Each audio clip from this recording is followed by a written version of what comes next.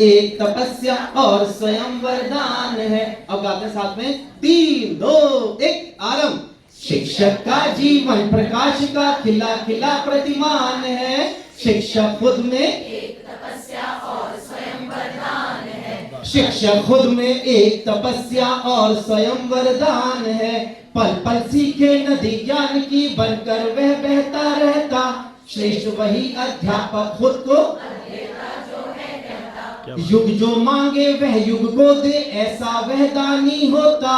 दक्षताएं जीवन कौशल सब बच्चों के मन में बोता। नवाचार वह शोध स्वयं वह खुद अनुसंधान है।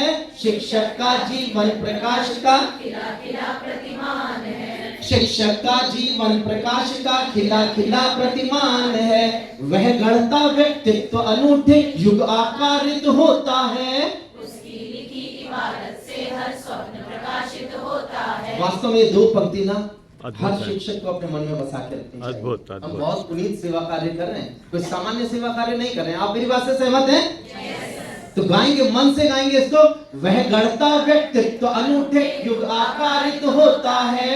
उसकी लिखी इबारत से हर स्वप्न प्रकाशित होता है। वह नवयुग को नव विचार, नव दृष्टि, नया चिंतन देता। संस्कार महके जिनमें वह वही खिले उपवन देता। उसको सम्मानित कर गर्वित होता खुद सम्मान है। शिक्षक खुद में एक तपस्या और स्वयं वरदान है। शिक्षक खुद में एक तपस्या और स्वयं वरदान है।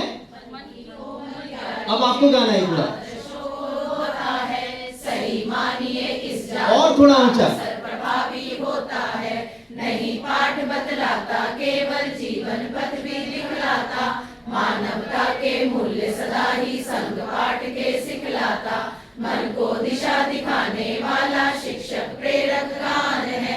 शिक्षक खुद में एक तपस्या और स्वयं वरदान है। शिक्षक खुद में एक तपस्या और स्वयं वरदान है। बहुत सुंदर गाया, बहुत सुंदर, बहुत सुंदर, बहुत क्योंकि सुंदर। आपकी निष्ठा इस गीत के साथ जुड़ी हुई है, आपका समर्पण इस गीत के साथ जुड़ा हुआ है, तो वही समर्पण कहीं आवाज में दिखाई दिया।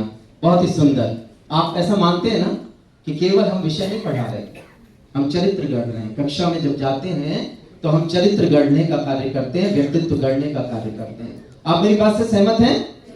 आगे बढ़ते हैं। कुछ ऐसे